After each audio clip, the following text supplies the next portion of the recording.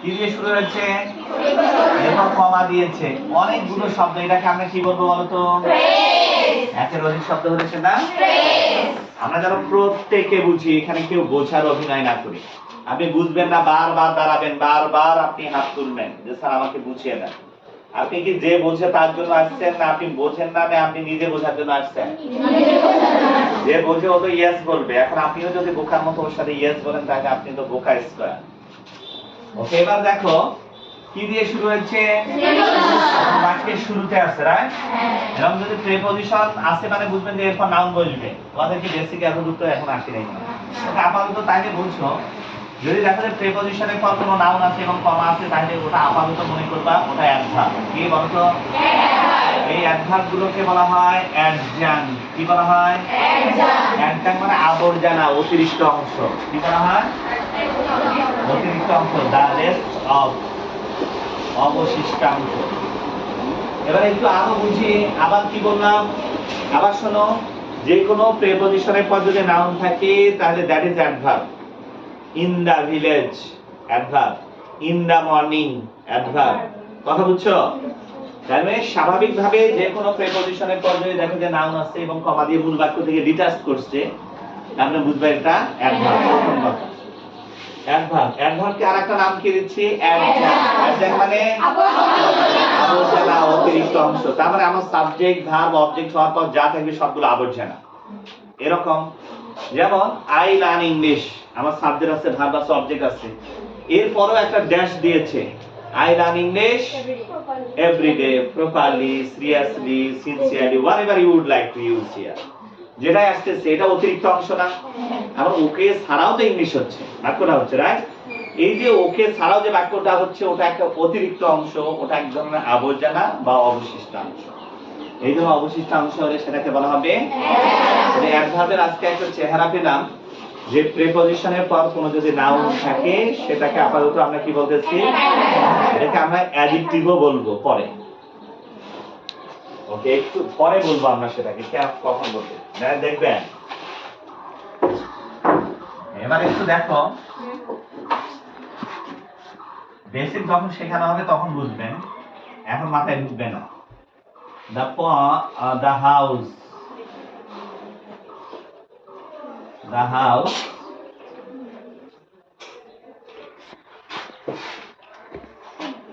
okay before the pond, before the পুকুরের সামনের বাড়িটা is mine। একটু দেখো, লেখার চেয়ে দেখো বেশি। আগে মাথায় তারপরে খাতায়, আগে লেখেন না, না বোঝা পর্যন্ত লিখবেন না। আপনি লিখে কি করবেন? এই বাবা দেখো, বিফোর একটা কি ডিটারমিনার আছে, মানে কি আছে? Preposition plus noun. এই চেহারায় যদি কোনো জিনিস থাকে সব সময় দুটো সিদ্ধান্ত নিতে হবে, নাউন অথবা অ্যাডভার্ব। আবার অনেক সময় এটা অ্যাডজেক্টিভও হতে পারে। বিদঘুটে জিনিস মনে হচ্ছে না? আপনি যখন বেসিক করবেন তখন এগুলো খুব ক্লিয়ার হবে। তার মানে আবার বোঝেন, যখনই তুমি প্রিপজিশনের পর কোনো নাউন দেখবা, প্রিপজিশনের পর নাউন, ইন দা পন, ফর মি, রাইট? এই প্রিপজিশনের পর যদি নাউন দেখো তাহলে তিনটা জিনিস ঘটবে। এক হয় সেটা নাউন, নাউন আমি লিখছি, হয় সেটা অ্যাডজেক্টিভ হবে আর না হলে সেটা অ্যাডভার্ব হবে। হয় অ্যাডজেক্টিভ হবে, আমরা একটু দেখি স্যার কখন এটা অ্যাডজেক্টিভ আমি বুঝবো। যদি দেখো যে ও কোনো নাউনের পরে প্রিপজিশন আর নাউন আছে, আবার কোনো নাউনের পরে কোনো প্রিপজিশন আর নাউন আছে, এটা আমরা বলছি এটা হয় অ্যাডজেক্টিভ হবে। যদি দেখো যে কোনো নাউনের পরে বসেছে, তারপরে আমরা বুঝবেন যে ও নাউনকে মেকআপ করার জন্য বসেছে, ও নাউনকে তাহলে নাউনকে মেকআপ করায় কে? যেমন গার্ল, কিউট গার্ল, তাহলে গার্ল নাউন, ওকে কিউটের মেকআপ করিয়ে দিল কে? কথা বুঝছেন? তাহলে এখানে আপনি কি বলবেন? এটা অ্যাডজেক্টিভ বলবেন। মানে কি বলবেন? অ্যাডজেক্টিভ। না এখনো বুঝো নাই? তাহলে কোন প্রিপজিশনের পর নাউন তখনই অ্যাডজেক্টিভ হবে যদি কোনো একদম নাউনের ঠিক পর পরেই বসে। নাউনের ঠিক পর পরেই বসে, বুঝছো? যেমন the man in the village, ম্যানের পর ইন দা ভিলেজ, ম্যানের পর মানে adjective. The water in the glass, ওয়াটারের পর ইন দা গ্লাস অ্যাডজেক্টিভ। বুঝছো রে বাবা? তারপরে যে কোনো নাউনের পর যদি প্রিপজিশনাল নাউন দেখো পুরো অংশটা নিচে দাগ আছে, চোখ বন্ধ করে কি দাগানো যাবে? ওকে, এটা দেখতে হবে ওর সাথে সম্পর্ক আছে কিনা। যেমন পুকুরের সামনের বাড়ি, তাহলে পুকুরের সাথে বাড়ির সম্পর্ক আছে, সম্পর্ক থাকলে অ্যাডজেক্টিভ। আবার ঘটনা যদি এরকম করে ঘটে, the house is before the pond, আবার দিলেন the house, ওইটা লাগবে, ওইটা যা জানি before the pond।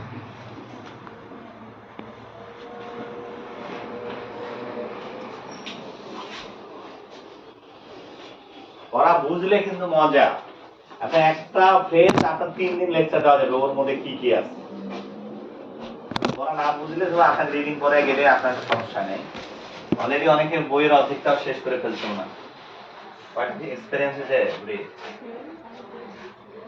অনেকগুলো পেজ বলবো না, দুই ধরেন। ওকে, ওটা লেখো, লেখা শেষ। বই তুমি লেকচার দিবেন, এগুলো যদি ভালো করে পড়ো তুমি লেকচার দিতে পারবে না। অনেক ভালো, অনেক স্কুলে যা তুমি পড়াই দেবে। ওকে, এবার দেখো ওইটা তোলা আছে, ওইটা তোলা হলে এটা তোলা দরকার নেই, এটা শুধু দেখবেন। আর লিখলে লেখো তোমরা তুলতেছে।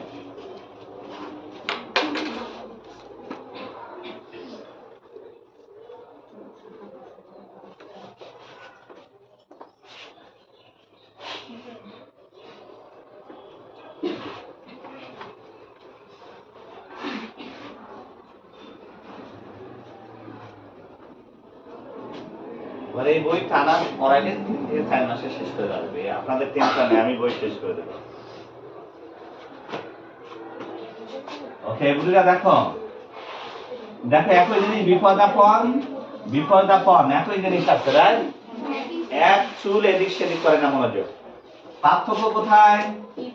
এটা বিভাগ, এই এর আরো একটা নাম আছে লিঙ্কিং ভার্ব। আপাতত মাথা রাখেন। এবং এটা আবার হচ্ছে মেইন ভার্ব বলি না, কারণ ভার্ব একাই থাকলে সেটাই মেইন ভার্ব, আর লিঙ্কিং ভার্ব পরে আমরা শিখব ধীরে ধীরে। যদি দেখো যে am is are was are, এই কয়টার পর হচ্ছে আবার am is are was are, আবার আপনি প্রিপজিশনাল নাউন লিখেছেন, তখন বুঝবেন সেটা অ্যাডজেক্টিভ। কেন? বি ভার্বের পরে অ্যাডজেক্টিভ বসে। কি বসে? যেমন হি ইজ অনেস্ট, হয় না? এখন এটা কোন পার্সোনাল স্পিচ রে বাবা? এখন কি থাকে দেখ, আমরা তো সারা জীবন দোষ গুণ অবস্থা সংখ্যা পরিমাণ মানে অ্যাডজেক্টিভ বুঝছি, কিন্তু আজকের চিত্রটা কিন্তু চেঞ্জ হয়ে গেল, বুঝছো?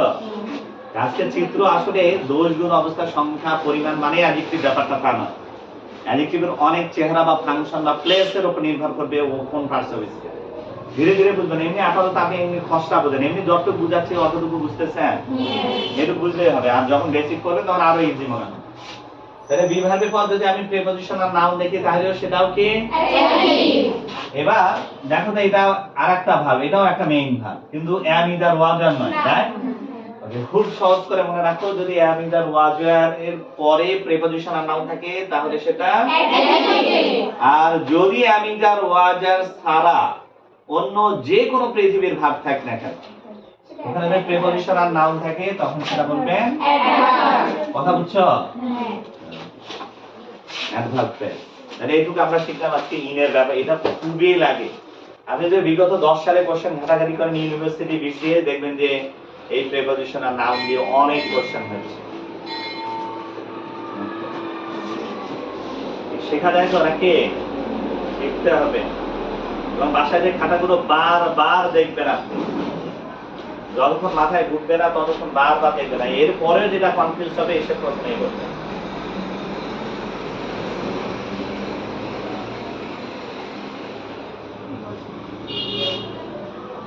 এরপর দেখো প্রথম লাইনে আমরা ব্যাখ্যা করি দা কনসেপ্ট। কনসেপ্টের অ্যাডজেক্টিভ বলো তো?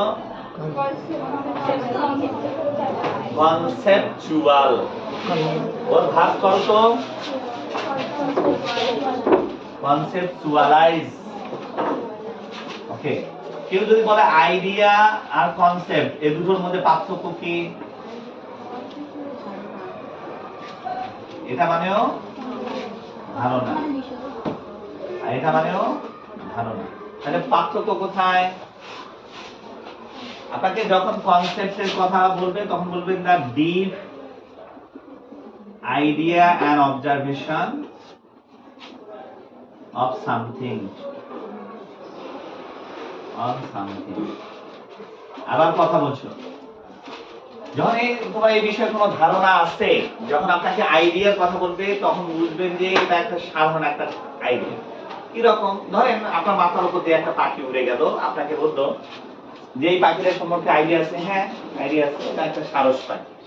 বলতো এর বৈশিষ্ট্যগুলো বলতো, ওইভাবে তো চিন্তা করি নাই। তার মানে ও এটা জানে, একটা রাফ আইডিয়া আছে, এটা একটা পাখি এবং এর নাম সারস পাখি। আর কনসেপ্ট কি? আপনি ওর নেচার বোঝেন, ও কোথায় বাস করে, ওর প্রজাতি কি, ও ডিম দেয় কখন, ওর বৈশিষ্ট্য কি, ওর বিহেভিয়ার প্যাটার্নটা কি। কথা বুঝছো? যখন আপনি ইনস এন্ড আউটস জানবেন, ওর ডিপ ভাবে আপনি জানবেন, তখন দ্যাট ইজ কনসেপ্ট। আর যখন ভাষা শিখবেন দ্যাট ইজ আইডিয়া। ওকে, এটাকে হচ্ছে সারফেস লার্নিং বলা হয়, বা সারফেস নলেজ বা নলেজ। সারফেস মানে ভাষা। সারফেস মানে কি? আমরা একটা সুন্দর শব্দ লিখে রাখবো, সুপারফিশিয়াল। সুপারফিশিয়াল মানে কি? এটা আমরা বলি সুপারফিশিয়াল, যেটা আমরা বলতাম নাকি? কি উচ্চারণ হবে বলো তো? সুপারফিশিয়াল। এটা ভাষা জ্ঞান।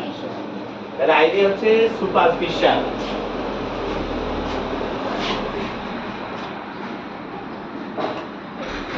আইডিয়া হচ্ছে সুপারফিশিয়াল।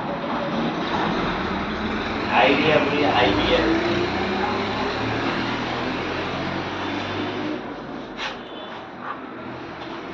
না বুঝলে লেখা না ধরা গেলে জিজ্ঞাসা করতে হবে। এগুলিতে সমস্যা হচ্ছে না? কলম নাই কেন কলম? আসো কানকুনা ডলম নাকি?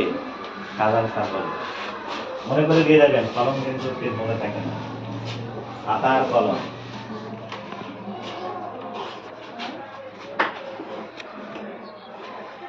Idea concept.